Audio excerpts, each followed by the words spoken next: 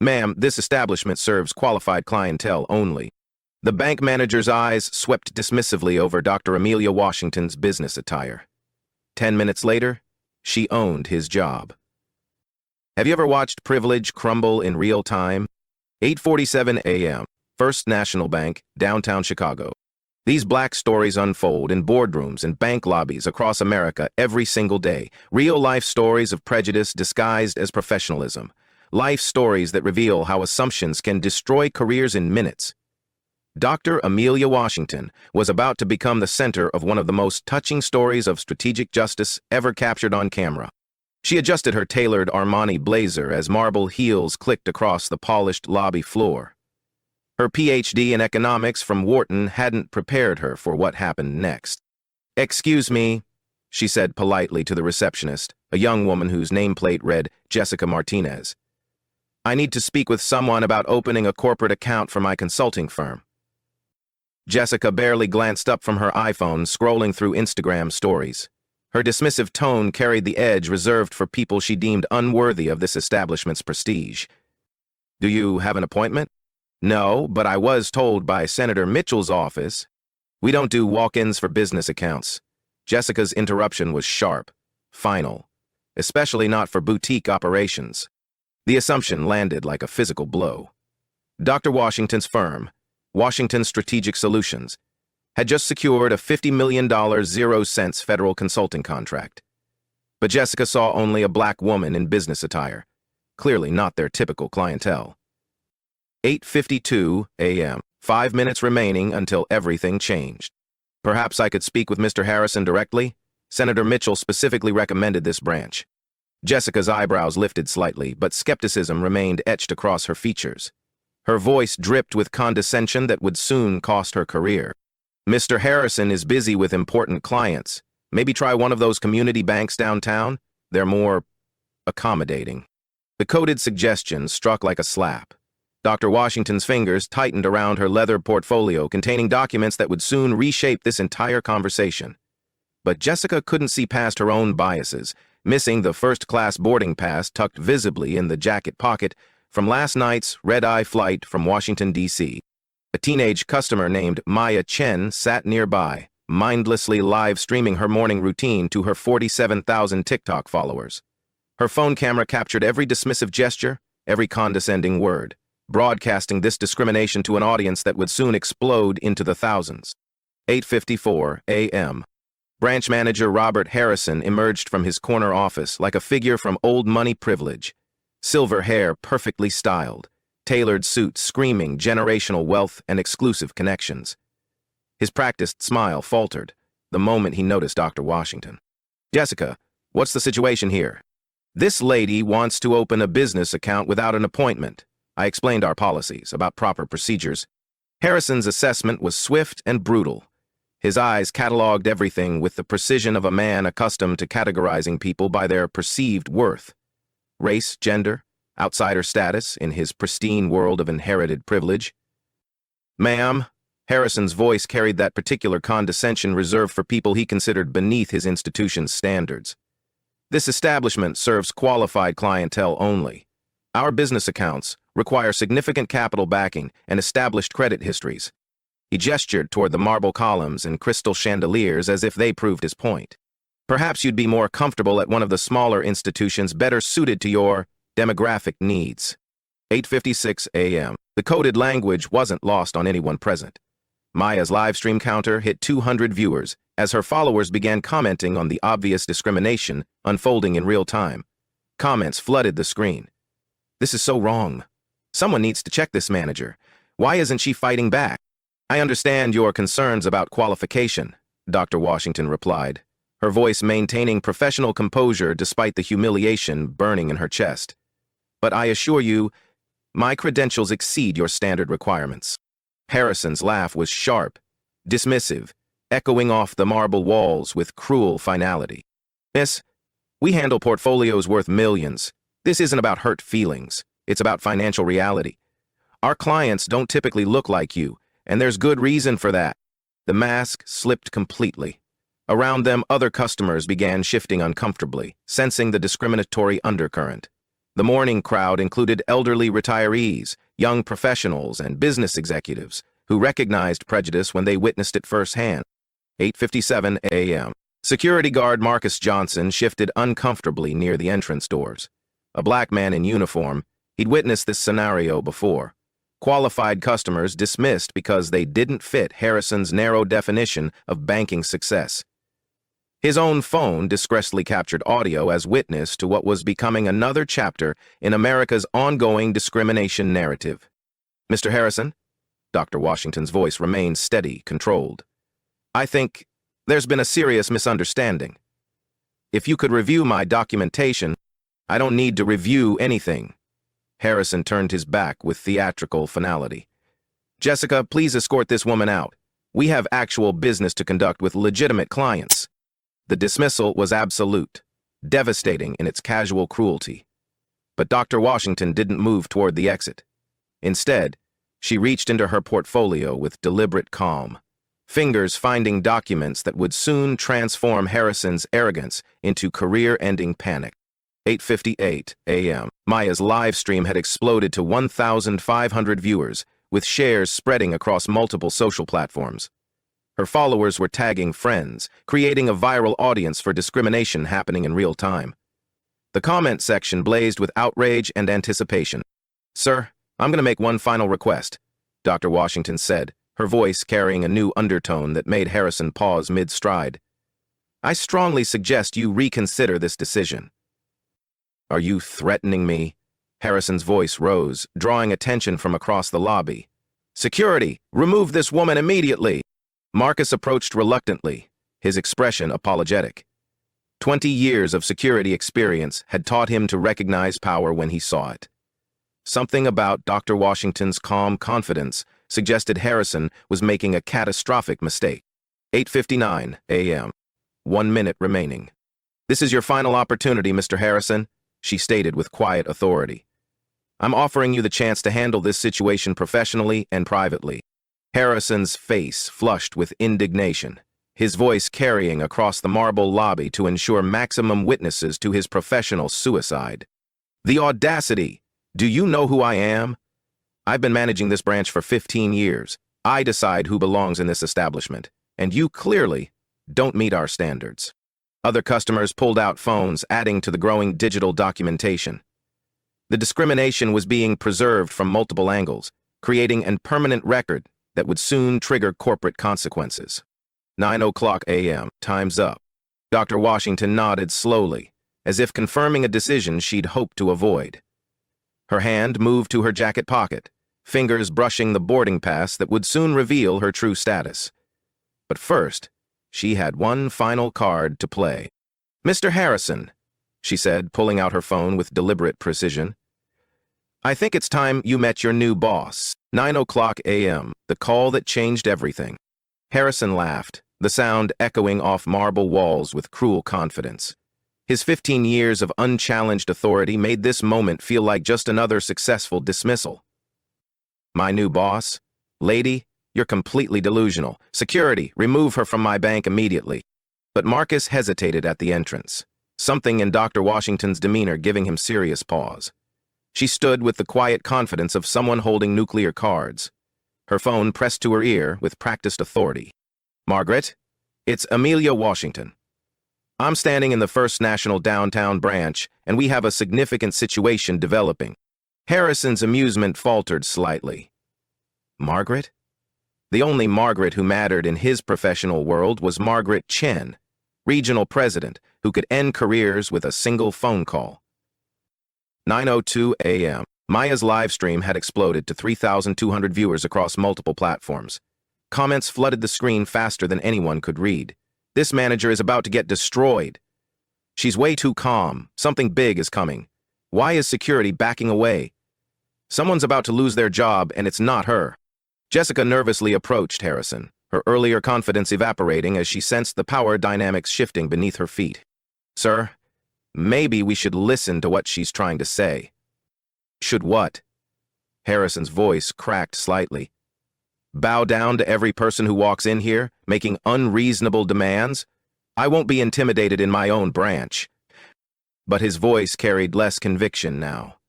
Something about Dr. Washington's phone conversation was triggering alarm bells in his professional survival instincts. 9:04 a.m. On the call, Dr. Washington's voice remained professionally neutral, but her words landed like precision strikes. Yes, Margaret, the same Robert Harrison who's been mentioned in those discrimination complaints we discussed. The pattern is continuing exactly as predicted. No, he refused to even examine credentials or documentation. Harrison's blood pressure spiked. Discrimination complaints? What pattern? How did this random customer know about internal corporate discussions? 3 formal complaints in 18 months, plus today's incident captured on multiple live streams with over 3,000 current viewers. The live stream mention sent ice through Harrison's veins. Viral discrimination videos had destroyed banking careers across the industry. His casual prejudice was being broadcast to thousands of witnesses in real time. 9:05 a.m. Harrison snatched the phone from Dr. Washington's steady hand, his composure cracking under pressure. "This is Robert Harrison, branch manager. Who exactly am I speaking with?" The voice on the other end was crisp, authoritative, and terrifyingly familiar. "Mr. Harrison, this is Margaret Chen, regional president. Please explain immediately why you are refusing service to Dr. Washington." The color drained from Harrison's face like water from a broken dam. "Dr. Washington?" The phone nearly slipped from his sweating palm as the implications crashed over him. "Margaret, there's been a misunderstanding. This woman came in without proper appointment procedures, making unreasonable demands for immediate service. Dr. Washington holds 3 board positions and manages a consulting portfolio worth more than your branch's annual revenue. She's also the diversity consultant we hired to evaluate our regional compliance. How exactly are her service requests unreasonable?" 9:06 a.m. The lobby had gone silent except for the soft ping of social media notifications. Maya's live stream viewer count hit 5,500, with cross-posts spreading to Twitter where "Banking While Black" was trending locally within Chicago. Harrison's hands visibly shook as he processed this devastating information. Board positions? Consulting portfolio? The confident black woman he'd dismissed with such casual cruelty was connected to the very executives who controlled his career trajectory. I didn't know about her background," he stammered into the phone, desperation creeping into his voice. "You didn't know because you didn't ask. You saw a black woman and made assumptions based entirely on racial prejudice. Dr. Washington, are you still there?" Dr. Washington retrieved her phone with the same calm authority she'd maintained throughout the encounter. "I'm here, Margaret. Everything has been documented, including witness statements and video evidence. I'm sending David Reeves from corporate security immediately. Don't leave that branch until he arrives for investigation." 9:07 a.m. David Reeves. Harrison knew that name with sickening clarity. Corporate's enforcement officer, the executive who handled personnel adjustments when branches became legal liabilities. His arrival meant careers were about to end in spectacular fashion. Jessica backed away from the reception desk, her earlier participation in the discrimination now feeling like professional suicide. She'd followed Harrison's lead in dismissing Dr. Washington, and everyone knew corporate took these incidents seriously after the $47 million, 0 cents, class action settlement 2 years ago. "Dr. Washington," Harrison's voice cracked with desperate pleading, "perhaps we got off on the wrong foot here. Let me personally handle your account setup with our premium services." "The time for professional courtesy passed 9 minutes ago," she replied with devastating calm. She turned to address the growing crowd of customers, many still recording. "I want everyone present to witness what happens when assumptions replace professionalism in American banking." 9:08 a.m. Marcus approached Dr. Washington respectfully, his security uniform reflecting his moral courage. "Ma'am, I apologize sincerely for what happened here. This behavior doesn't represent the values this institution should uphold." His words carried significant weight. A black security officer acknowledging discrimination he'd witnessed, creating additional testimony for the developing corporate investigation. Maya's live stream chat exploded with support for Marcus's courage to speak truth to power. Harrison realized his situation was deteriorating with nuclear speed. He hadn't just discriminated against a random customer. He'd systematically humiliated a board-connected consultant while being broadcast to thousands of viewers in real time. 9:09 a.m. Please, Harrison begged Dr. Washington, his 15 years of arrogance crumbling into pathetic desperation. Let's handle this situation privately. There's no need for public exposure or corporate intervention. You made this public when you announced my inadequacy to the entire lobby, she interrupted with surgical precision. You wanted an audience for your power display. Now you have one, watching your consequences. The viral audience had grown to 8,000 viewers, with shares spreading across multiple platforms. Local news outlets were already reaching out to Maya for interviews. What started as casual live streaming had become viral documentation of banking discrimination. 9:10 a.m. A black SUV pulled up outside the glass entrance. Through the doors, Harrison saw David Reeves stepping out with the grim expression of corporate enforcement. His arrival meant investigations, terminations, and career-ending consequences. Maya's phone captured Reeves' entrance, her followers realizing they were witnessing something unprecedented. This wasn't just discrimination, it was accountability, happening in real time, broadcast to thousands of fascinated viewers. Jessica, Dr. Washington's voice stopped the receptionist's attempted escape. Please remain here. Mr. Reeves will need statements from everyone involved in this incident. Jessica's face crumpled as she realized her casual participation in Harrison's bias would have permanent consequences. Her minimum wage job suddenly felt precious and vulnerable. 9:11 a.m. David Reeves entered the branch like a corporate storm system, his expensive suit and purposeful stride commanding immediate attention. Harrison rushed to intercept him, but Reeves walked directly toward Dr. Washington with obvious recognition and respect. Dr. Washington, I apologize for this completely inexcusable treatment. Margaret briefed me on the situation during my drive here. The formal acknowledgement confirmed what the viral audience was beginning to understand. This wasn't just another discrimination story. This was a masterclass in how quiet power reveals itself systematically and devastatingly. Harrison stood frozen, watching his career circle the drain while thousands of online viewers documented his professional destruction. But Dr. Washington still held one final secret, one last revelation that would transform this from a discrimination incident into complete corporate restructuring. 9:12 a.m. The moment everything changed. David Reeves pulled out his corporate tablet, swiping to a document that made Harrison's remaining color disappear entirely. Mr. Harrison, meet Dr. Amelia Washington, Ph.D. in economics from Wharton, former Federal Reserve advisor, and as of yesterday morning, the newly appointed Chief Diversity Officer for First National's entire Midwest region. The words detonated across the lobby like a corporate nuclear bomb. Harrison's legs nearly buckled under the devastating revelation. Chief Diversity Officer. Regional authority. She wasn't just connected to power. She wielded it directly over his career. Maya's live stream exploded with viewer reactions as 12,000 people realized what they'd witnessed. This wasn't discrimination against a random customer. It was a branch manager systematically destroying his own career in front of his new supervisor. 9:13 a.m. Dr. Washington reached into her jacket with deliberate precision, pulling out the first-class boarding pass Harrison had missed completely during his prejudiced assessment. This morning's flight from Washington, D.C., Mr. Harrison. I was returning from the board meeting where they finalized my appointment and discussed your branch's performance specifically. She placed the boarding pass on Jessica's reception desk with surgical precision. The meeting where your location was flagged due to 17 discrimination complaints over 3 years, triple the regional average. Harrison's mouth opened and closed soundlessly. 17 complaints meant his branch was already under federal scrutiny. Discriminating against the officer assigned to investigate those complaints was beyond career suicide. It was professional annihilation, with witnesses.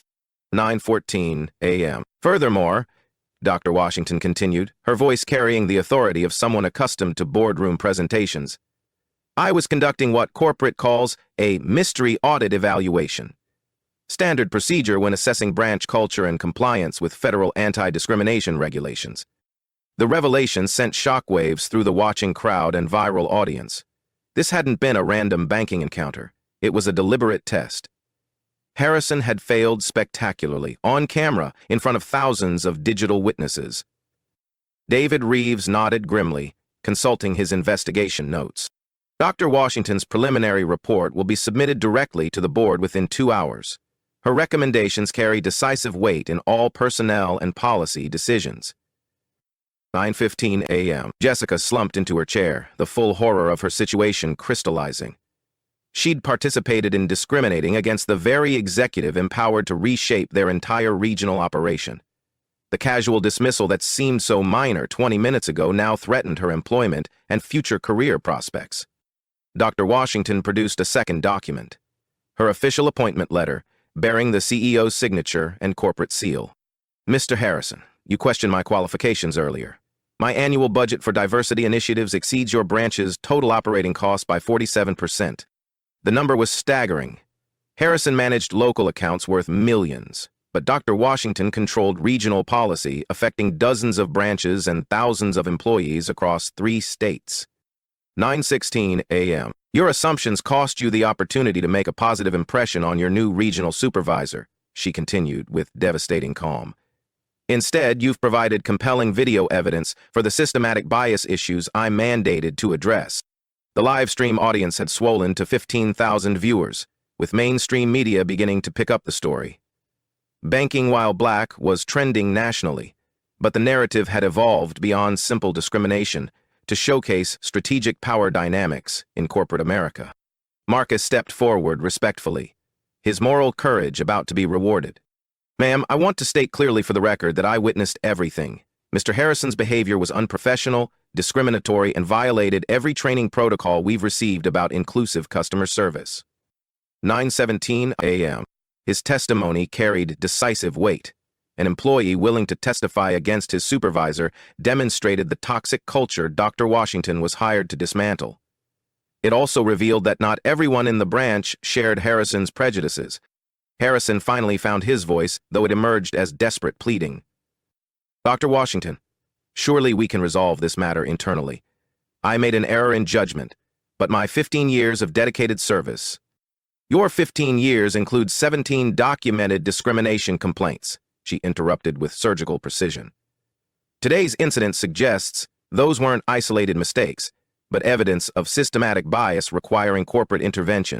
She turned to address the crowd of customers, many still recording the unfolding accountability. This demonstrates why representation matters at executive levels.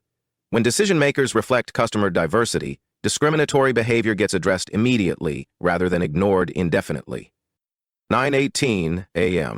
David Reeves checked his corporate phone for updates. Dr. Washington, the emergency board call is scheduled for 10:15.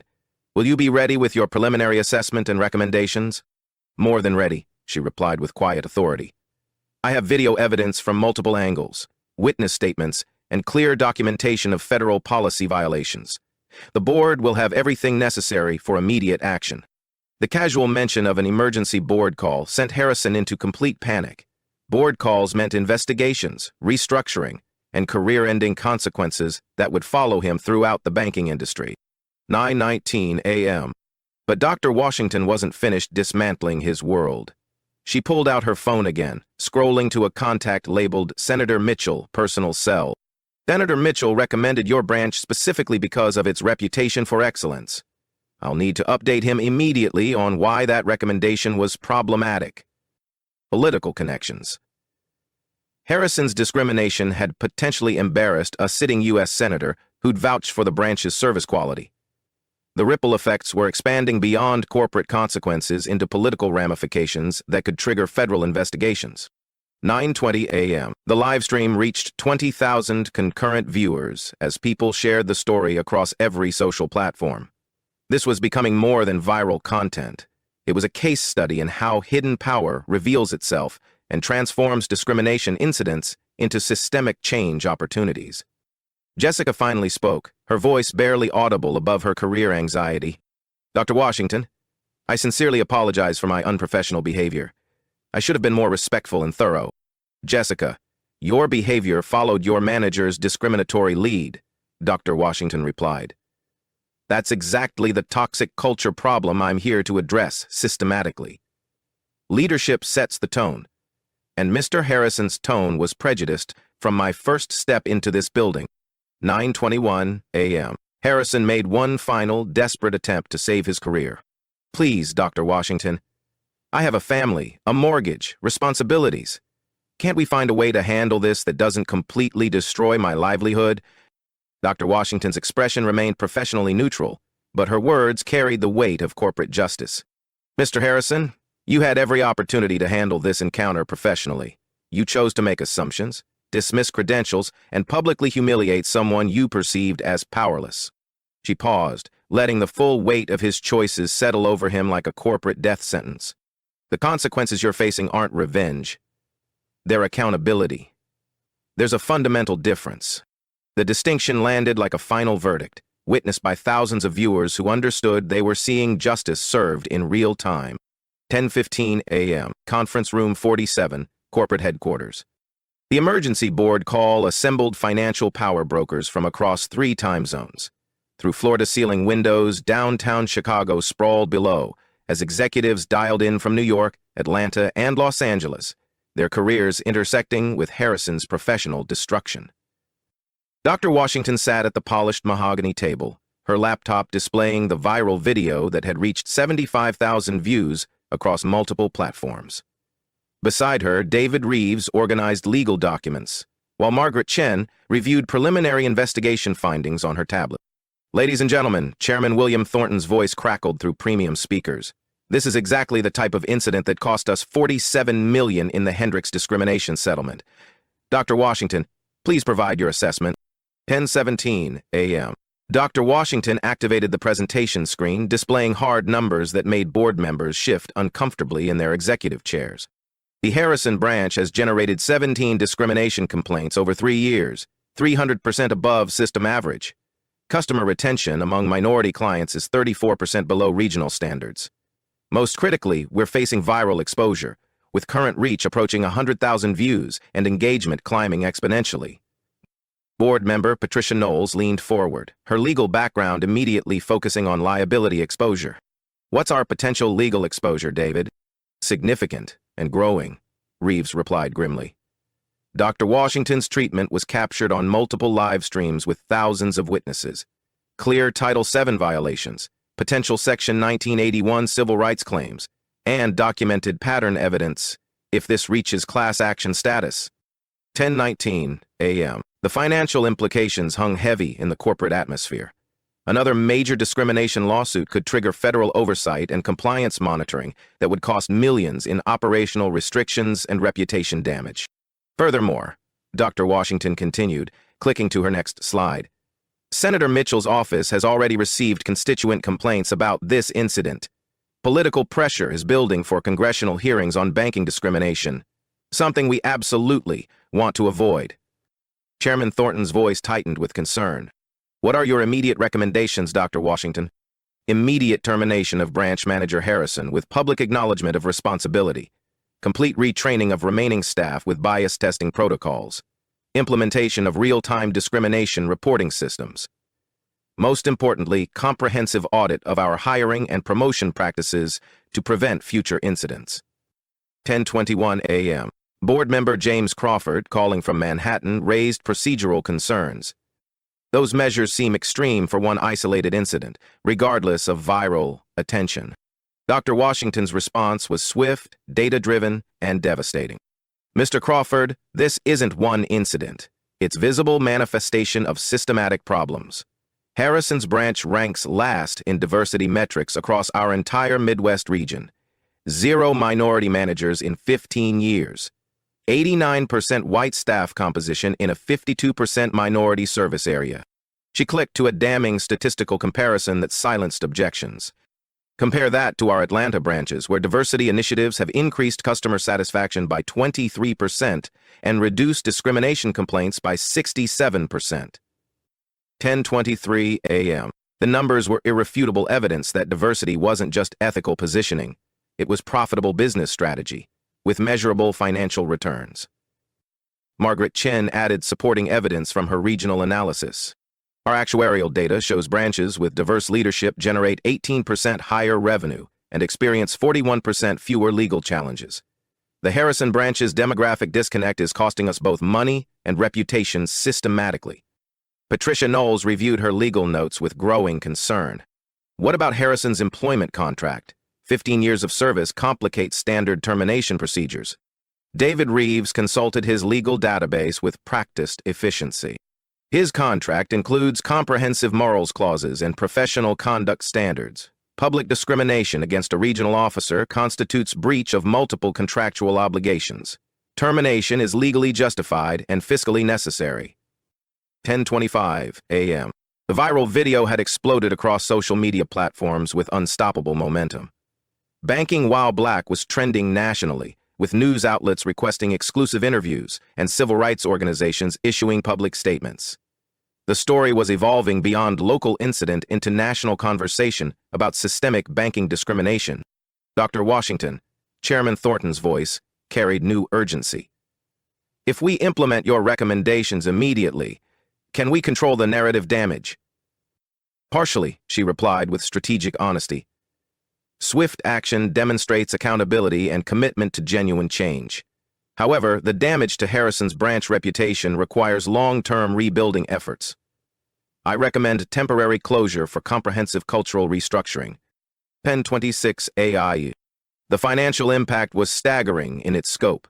Temporary closure meant lost revenue, customer transfers to competitors, and significant competitive disadvantage. But continued operation under current toxic conditions risked class action lawsuits and federal regulatory intervention. Board member Elena Rodriguez joined from Los Angeles with operational questions. What's the realistic timeline for complete implementation? Harrison's termination must happen within 2 hours, Dr. Washington stated firmly. Every minute we delay adds to legal liability and public relations damage. Staff retraining begins Monday, with branch reopening contingent on successful completion of federal bias certification programs. James Crawford raised final procedural concerns. This sets a precedent for instant termination based on viral videos. What about due process and investigation protocols? 10:28 a.m. Dr. Washington's response revealed the full scope of her meticulous preparation. Mr. Crawford, I've documented 17 specific policy violations from this morning's incident alone. Denial of service based on racial assumptions, failure to review customer qualifications, public humiliation of clientele, and direct insubordination to corporate diversity directives. She displayed Harrison's complete personnel file on the presentation screen. Additionally, his record includes 3 formal discrimination complaints, 2 customer service failures, and documented resistance to mandatory diversity training requirements. This isn't precipitous action. It's overdue accountability for systematic bias. 10:30 a.m. The evidence was overwhelming and legally bulletproof. Harrison's termination wasn't about one viral incident, but a documented pattern of professional failures that had finally been publicly exposed with devastating clarity. Chairman Thornton called for preliminary vote on immediate action. All in favor of implementing Dr. Washington's complete recommendations? 7 votes in favor, 1 abstention from Crawford. The corporate response was decisive, comprehensive, and legally protected. Dr. Washington, you have full executive authority to restructure the Harrison branch. Budget approval for diversity initiatives is pre-authorized, up to $4.2 million. Make whatever changes are necessary to prevent future incidents. 10:32 a.m. Margaret Chen outlined implementation logistics with military precision. Harrison will be terminated within 90 minutes. Jessica and remaining staff will undergo immediate bias training with mandatory federal certification. The branch will operate under direct corporate oversight until Dr. Washington certifies complete compliance with anti-discrimination standards. David Reeves added legal protections for the corporate response. Our public statement will acknowledge the incident, accept full responsibility, and outline concrete steps for systematic improvement. Complete transparency to demonstrate our commitment to measurable change rather than performative gestures. 10:35 a.m. As the board call concluded, Dr. Washington felt the full weight of corporate authority supporting her systemic reform initiatives. This wasn't just about one discriminatory manager. It was about leveraging viral exposure to create lasting institutional change across the entire regional network. Dr. Washington, Chairman Thornton's final words carried significant weight for her future career. Your handling of this situation exemplifies exactly why we created your executive position. Thank you for turning a potential catastrophe into an opportunity for genuine corporate progress.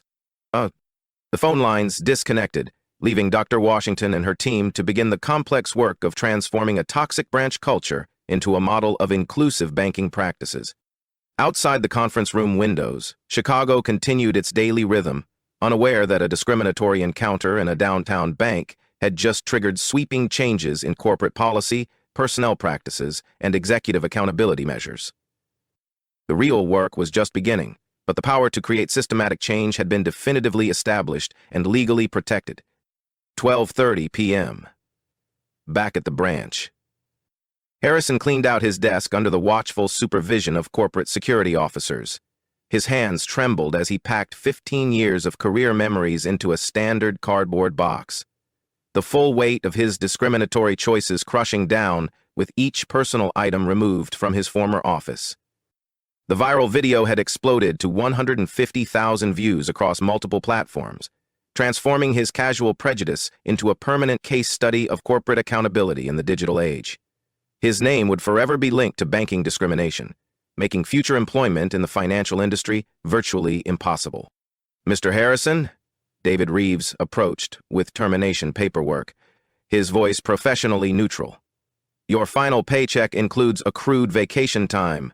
However, the discrimination clause in your employment contract forfeits all severance benefits and performance bonuses." The financial reality hit with devastating force. No severance meant immediate income loss, while his viral infamy would follow him to every potential employer. Banking industry background checks would reveal this incident within minutes of any job application. 1:00 p.m. Jessica sat in the employee break room, her own future hanging in uncertain balance. The mandatory bias training would begin Monday morning, but her participation in Harrison's discrimination had been captured on video and witnessed by thousands of viewers. Her casual dismissal of Dr. Washington seemed minor at the time, but had contributed to a viral incident that triggered complete corporate restructuring. "Jessica," Dr. Washington approached with unexpected gentleness. "Your behavior this morning reflected your manager's discriminatory leadership. Poor leadership creates poor followership. That's a systematic problem we're here to address, permanently." The young woman looked up with tears threatening to overflow. "Am I going to lose my job too?" "That depends entirely on your commitment to genuine change," Dr. Washington replied with measured hope. "You'll undergo intensive bias training, mentorship with successful minority colleagues, and quarterly performance evaluations. This is an opportunity for professional growth, not just punishment to endure." 1:30 p.m. Marcus, the security guard who'd witnessed everything with moral courage, was promoted to interim branch supervisor pending corporate recruitment of permanent new management.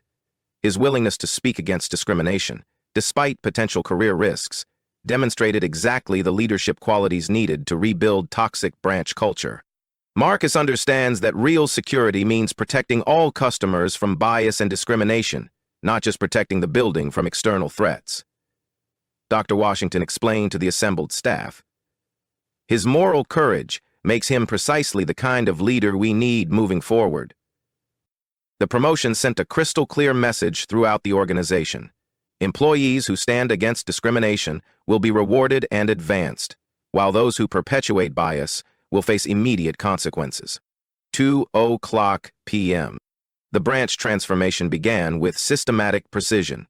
New policies required customer service representatives to document any denied services, with racial demographics tracked monthly to identify emerging bias patterns before they became discrimination incidents. Mystery shoppers would test branch culture quarterly, with results tied directly to employee performance evaluations and advancement opportunities. These aren't punitive measures designed to trap employees. Dr. Washington addressed the remaining staff with clear authority. They're protective measures that make discrimination impossible rather than just unlikely. We're creating systems that support inclusive behavior automatically. A new mobile application allowed customers to rate service quality and report discrimination incidents in real time, with corporate response guaranteed within 24 hours and resolution tracking available to federal oversight agencies. 3:00 p.m. The media response exceeded all expectations and corporate projections. Local news stations covered the story as breaking news about corporate accountability, while national outlets picked up the viral video as compelling evidence of banking discrimination's persistent reality. Civil rights organizations praised First National's swift response, contrasting it favorably with other institutions that minimize or completely ignore discrimination complaints until forced by lawsuits. Senator Mitchell's office issued a statement commending the bank's immediate accountability while calling for industry-wide reform measures and federal oversight of discriminatory practices. 4:00 p.m. Dr. Washington's phone buzzed continuously with interview requests from CNN, MSNBC, and major financial industry publications. The incident had elevated her from regional executive to national voice on banking discrimination, her calm professionalism during the confrontation inspiring countless viewers. This demonstrates why representation matters at corporate leadership levels, she told reporters gathering outside the branch. When decision-makers reflect customer diversity, discriminatory behavior gets addressed immediately rather than ignored indefinitely. Her message resonated powerfully across social media, where banking while black evolved from protest hashtag to progress symbol, representing corporate accountability in action. 5:00 p.m. The branch's customer demographics began shifting within hours of the viral incident. Minority customers who'd previously avoided the location started arriving, curious to experience the newly reformed culture and witness the changes firsthand. Word spread rapidly through community networks that First National was serious about change, not just talking about diversity for public relations purposes. New account openings increased 34% by closing time, with minority customers specifically requesting service at the reformed branch they'd heard about online. 6:00 p.m., 3 months later. The Harrison branch had been completely transformed into a model of inclusive banking practices. Customer satisfaction scores ranked first in the region, with minority client retention exceeding system averages by 42%. The systematic changes implemented after Harrison's termination had created measurable improvements across every performance metric. Jessica completed her bias training with distinction, earning promotion to assistant manager under Marcus's mentorship. Her transformation from casual discriminator to inclusive leader demonstrated that people could change when given proper training and accountability structures. I learned that assumptions aren't just wrong, they're expensive, she reflected during her quarterly review. That morning cost Mr. Harrison his career and nearly cost me mine. Now I understand that every customer deserves respect regardless of appearance or background. 3 months later, corporate headquarters. Dr. Washington presented her comprehensive regional assessment to the full board of directors. The data was remarkable in its clarity and consistent across all measured categories. Discrimination complaints have dropped 89% across all branches implementing our systematic reforms. Customer satisfaction increased by 31%, while employee retention improved by 26%. Most significantly, revenue from minority customers increased by 53%, adding $12.7 million to annual profits. The numbers proved that diversity wasn't just ethical imperative, it was profitable business strategy, with measurable financial returns that benefited shareholders and communities simultaneously. 6 months later, national impact. The Harrison incident had triggered industry-wide policy changes across major banking institutions. Federal regulators cited Dr. Washington's systematic approach as a model for corporate accountability, recommending similar transparency measures and real-time discrimination reporting systems. Marcus was promoted to regional manager, overseeing diversity initiatives across 12 branches. His moral courage during the original incident had launched a management career that would impact thousands of customers and employees throughout his professional journey. Harrison never recovered professionally. The viral video followed him to every job interview, his casual discrimination becoming a permanent barrier to employment in the financial services industry. He eventually found work at a small insurance office outside Chicago, his salary a fraction of his former banking compensation. Present day, legacy, and lessons. The incident became required viewing in business schools across the country, taught as a case study in crisis management, corporate accountability, and the power of digital documentation in creating social change. Dr. Washington was promoted to National Diversity Director, her systematic approach to reform expanding across First National's entire network of branches in 47 states. Maya's original live stream reached 2 million views, launching her career as a social justice influencer focused on documenting discrimination and accountability. Her platform consistently exposed bias, while celebrating positive change when institutions demonstrated genuine commitment to reform.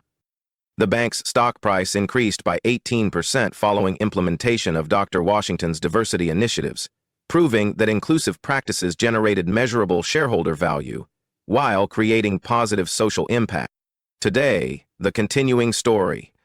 Real-life stories like Dr. Washington's remind us that power often hides in plain sight, waiting for the right moment to reveal itself and create systematic change.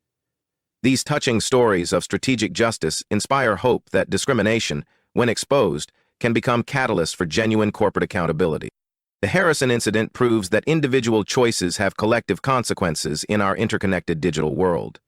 One manager's casual prejudice triggered institutional reform affecting thousands of employees and customers across multiple states.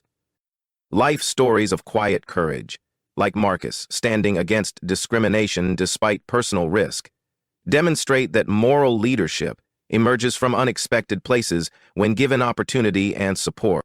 Black stories in corporate America continue evolving as more executives reach positions where they can transform discriminatory cultures into inclusive environments that benefit everyone professionally and financially. Dr. Washington's systematic approach to reform created lasting change that extended far beyond one viral incident, proving that strategic patience, combined with decisive action, can reshape entire industries. What other stories of hidden power and strategic justice would you like to see? Share your thoughts in the comments below, and don't forget to subscribe for more real-life accounts of courage, accountability, and positive change.